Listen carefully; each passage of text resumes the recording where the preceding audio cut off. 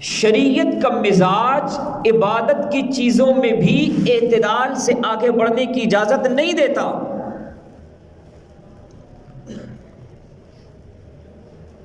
اچھی عادات بھی ایک حد سے آگے آپ نہیں کر سکتے، اچھے کام بھی حد سے زیادہ نہیں کر سکتے۔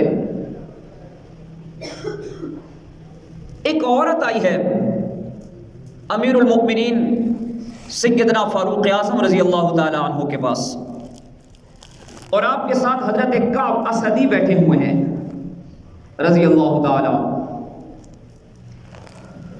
اس عورت نے آ کر بڑے حسین پیرائے میں ایک شکایت کی۔ اس نے کہا کہ اے امیر المؤمنین، میرے خاوند ساری رات عبادت کرتے ہیں، مصلی پہ رہتے ہیں اور سارا دن روزہ رکھتے ہیں، ماشاءاللہ بہت نیک ہے۔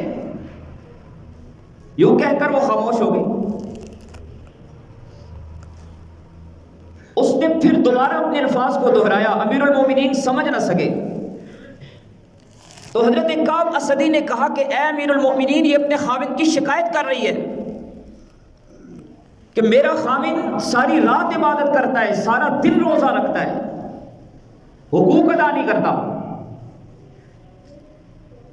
امیر المومنین سیدنا فاروق اعظم رضی اللہ تعالی عنہ نے اس کی شکایت کو دور کیا، اس کے خاوند کو بلایا اور سمجھایا۔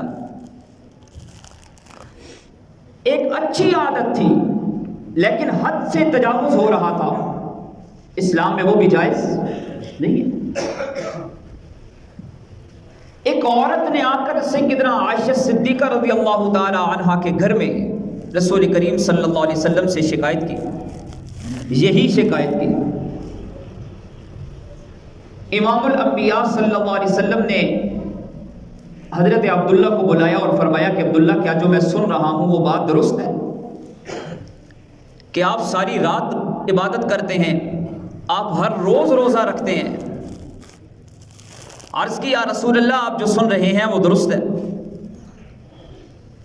آپ صلی اللہ علیہ وسلم نے عبداللہ کو منع فرما دیا،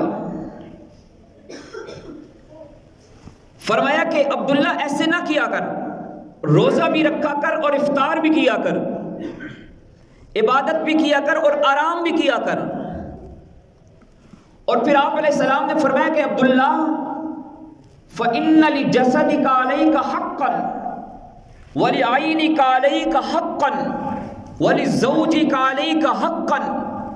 عبداللہ، تیرے جسم کا بھی تیرے اوپر حق ہے، تیری آنکھوں کا بھی تیرے اوپر حق ہے، انہیں بھی آرام کی نیند کی ضرورت ہے، اور تیری بیوی کا بھی تیرے اوپر حق ہے۔ وہ عبادت کہ جس عبادت سے کسی کا حق مارا جائے، وہ عبادت کہ جس عبادت سے کسی کا حق فوت ہو رہا ہو، آپ اس عبادت میں حد سے تجاوز نہیں کر سکتے۔ یہ ہے مزاج شریعت۔